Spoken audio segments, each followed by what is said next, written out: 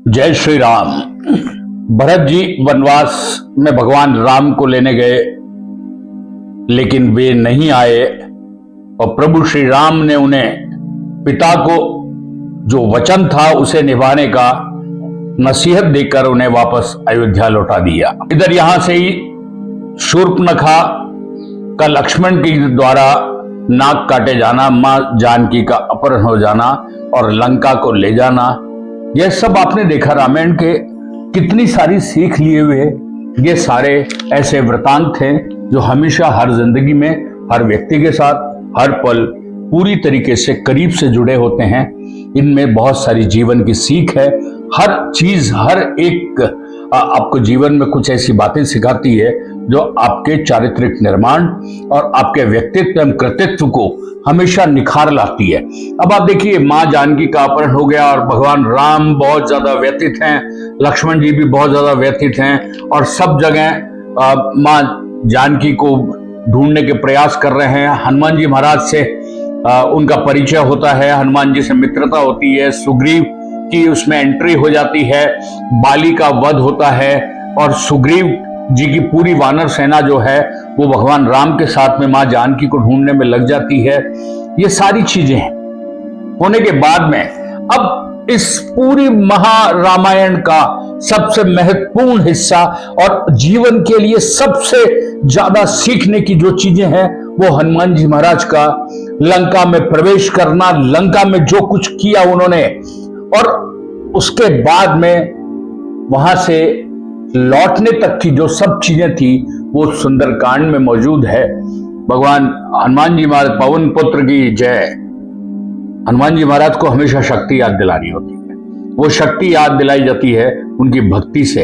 हनुमान जी महाराज बहुत ही साधारण तरीके की भक्ति से प्रसन्न होने वाले होते हैं, लेकिन जो मन में मैल लेकर दूसरों को दुखी देकर फिर हनुमान जी के शरण में जाता है वो कभी सफल नहीं होता, क्योंकि हनुमान जी पहले उसका ब्रेन वॉश करते हैं, उसकी गंदगी दिमाग से हटाते हैं, उसके बाद में उसको ट्रैक पर लेके आते हैं। लेकिन ट्रैक पर गंदे रहते हुए हनुमान जी उसकी कभी बात भी नहीं सुनते। अब आप देखिए, हनुमान जी पहुंच चुके हैं लंका में, अशोक वाटिका के नीचे मां जानकी बैठी हुई है और रावण सीता का संवाद चल रहा है। अशोक वाटिका के अंदर सीता जी विराजे हुए थे और रावण थक हार चुका था, इतने दिन से लगातार प्रयास कर रहा था, लेकिन मां जानकी के आगे उसकी एक भी नहीं चल पा रही थी। वो बहुत क्रोधित था और उस क्रोध के अंदर ही मां को वो धमकाने पहुंच गया। रावण ने कहा, पराई स्त्रियों के पास जाना या बलात् उन्हें हर लाना राक्षसों का सदा ही धर्म रहा है। जो दुष्कर्म करते हैं, जो पाप करते हैं, वो पाप को ही अपना पुण्य मानते हैं और ठीक रावण भी वैसा ही कर रहा था। मां जानकी ने कहा, सुन रावण, जैसे तुम्हारी स्त्रियां तुमसे संरक्षण पाती है उसी तरह तुम्हें दूसरों की स्त्रियों को भी रक्षा करनी चाहिए। पराई स्त्रियां चपल पुरुष को विनाश तक पहुंचा देती है। रावण ये सुनने के बाद में वो सुनने की स्थिति में नहीं था, वो तिलमिला उठा और फिर रावण ने कहा, यदि 2 महीने में आपने मुझे पति नहीं स्वीकार किया तो मैं मृत्युदंड दे दूंगा। मां जानकी किससे घबराए? जिसके पति प्रभु श्री राम है, परम पिता है, वो रावण जैसे व्यक्ति से घबराए, उसकी धमकियों से घबराए? रावण तो उसके मां सीता ने जो एक तिनका मात्र सामने रख दिया था, वो तिनके को ही पार नहीं कर सका, तिनके से ही लड़ नहीं सका। मां जानकी को पाना कभी संभव नहीं था रावण के लिए। ये तो प्रभु लीला थी। रावण कितना ही डरा रहा था, कितना ही धमका रहा था, मृत्युदंड दे दूंगा। लेकिन मां सीता ने जो कहा वो देखिए, आपकी आंखें खोल के रख देगा। भले ही मेरे प्राण चले जाए पर मुझे यह स्वीकार नहीं। यानी साफ तौर पर कि विवाहिता का जो धर्म है वो पति के प्रति, उसके प्रति कोई किसी भी तरीके का छल कपट या लोभ देकर उसे पाने की कोशिश करे, उस स्त्री का धर्म है कि वो उसे तुरंत प्रभाव से अस्वीकार कर दे। जो गलत है उसके सामने किसी भी दबाव में कभी नहीं झुके।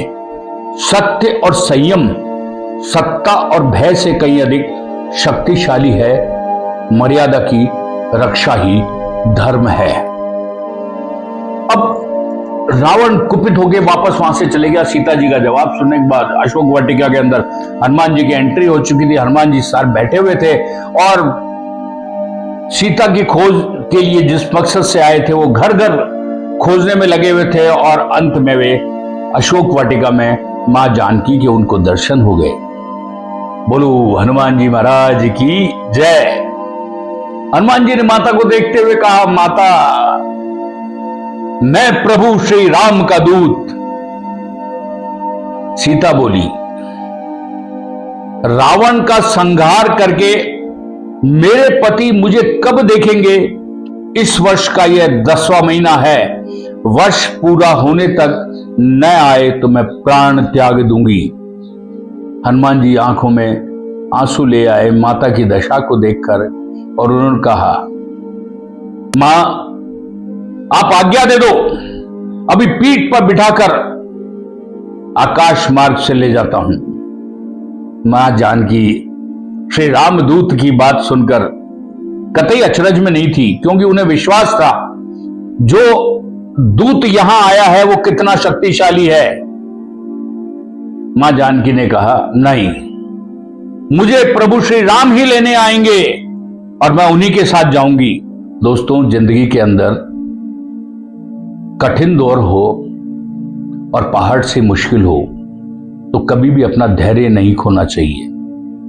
जितनी बड़ी चुनौती होगी ना, उतना ही बड़ा धैर्य और संयम ही वांछित फल देता है। सुरक्षित रास्ता भी वही होता है जो विवेक से लिया गया होता है, न कि जल्दबाजी से। अब हनुमान जी महाराज वहां से मां ने उतार के प्रभु को मुद्रिका दी। हनुमान जी उसको लेकर अब चले। अब रावण और हनुमान का हो गया सामना आमना, यानी रावण को यह बता दिया कि वो जिसका दूत है, हनुमान जी तो उसका सिर्फ एक कार्ड बराबर है, विजिटिंग कार्ड है। वो जब इस तरीके से पूरी लंका को दहन कर सकता है तो सोच के देखो, जब वो स्वयं प्रभु श्री राम यहां होंगे तो रावण तुम्हारा क्या होगा। पूरी लंका जल गई हनुमान जी महाराज। और जिस समय अशोक वाटिका के अंदर वो फल तोड़ तोड़ के सारे पूरे उपवन को बिल्कुल तहस नहस कर दिया, तो मेघनाथ ब्रह्मास्त्र में बांधकर हनुमान जी को रावण के दरबार में ले आया। रावण ने पूछा, आप कौन हैं, क्यों आए हैं? हनुमान ने बिल्कुल विनम्र तरीके से कहा, मैं माता सीता की खोज में आया हूं। सीता हर रूपिणी अधर्म का फल आपको शीघ्र मिलेगा। अपने भाइयों पुत्रों समेत पूरी लंका को मौत के मुंह में न झोंके। हनुमान जी ने कहा, जो तुमने किया है वो बहुत गलत किया है। तुम्हारा कुल सब कुछ खत्म हो जाएगा, लंका खत्म हो जाएगी, कोई भी किसी भी तरीके का इंसान नाम की चीज लंका में नहीं बचेगी। अब यह सुनते ही हनुमान जी से, अब जिसने त्रैलोक्य हो उस रावण ने किसको नहीं हराया, बलशाली, शक्तिशाली, विद्वान, लेकिन अधर्म के राह पे चलते ही उसकी बुद्धि का क्षय हो गया। और क्रोधित होकर रावण बोला, इस वानर का वध कर दो। लेकिन वहीं विभीषण जी भी मौजूद थे। विभीषण ने रावण से कहा, श्रेष्ठ राजा दूत का वध नहीं करते। दूतों के लिए अंग भंग करने, कोड़ों से पीटने, सिर मुड़वाने व चिन्ह दागने जैसे दंड उचित हैं। धन बल शक्ति या मद के सत्य का बात सुनने समझने का संकट है। रावण ने अपने अहंकार के अंदर फैसला सुना दिया। हर राय में सुधार का एक बीज होता है। एक कहीं तो रावण ने वध का ऑर्डर दिया, विभीषण जी ने उन्हें समझाया और फिर उनके अंग भंग करने का फैसला हुआ।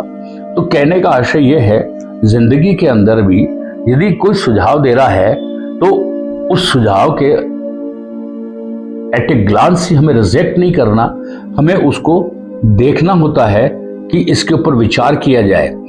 हर राय में जो दी उसमें सुधार का बीज तो है ही, संवाद से हल निकलता है। क्रोध में कोई भी रहे, संवाद से उसका समाधान निकाला जा सकता है।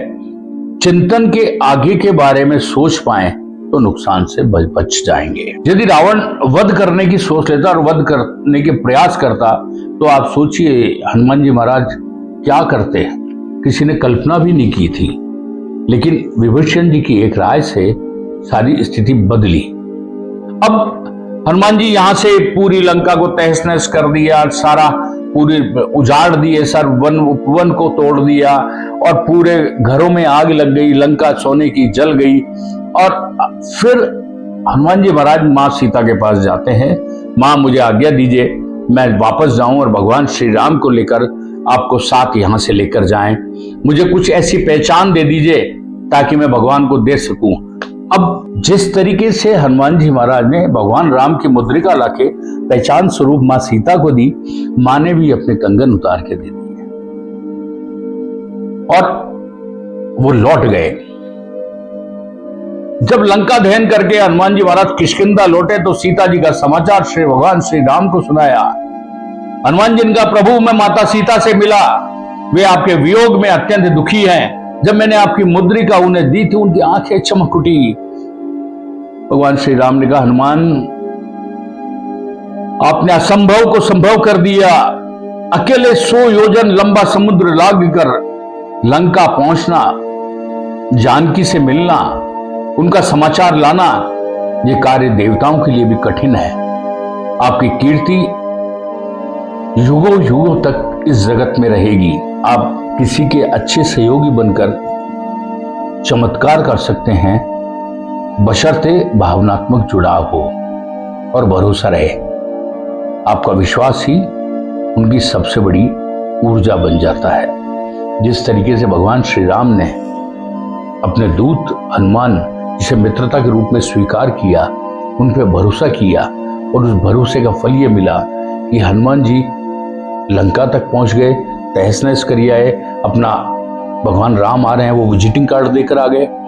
कहने का आशय सिर्फ ये है कि सबसे बड़ी चीज तो नीति विरुद्ध कोई भी चीज जो है उसे किसी भी दबाव में स्वीकार नहीं किया जाना चाहिए और किसी भी तरीके से निर्णय लेने में कोई जल्दबाजी कभी नहीं करनी चाहिए। जितनी बड़ी चुनौती होगी, जितना बड़ा धैर्य और संयम होगा, उसका फल भी उतना ही मीठा होगा।